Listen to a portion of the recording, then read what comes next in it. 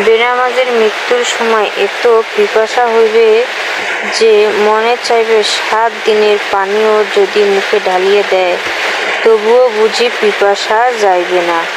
কবরের মধ্যে 3টি আযাব হইবে। বেনামাজের কবর চাপিয়া আসিয়া তাহাকে পিষিত থাকিবে। ইহাতে তাহার এক পাঁজরের হাড় ভাঙ্গিয়া অপর পাঁজরের হাড় সহিত মিশিয়া যাইবে। বেনামাজি কবরে দাউ দাউ করিয়া আগুন জ্বলিবে।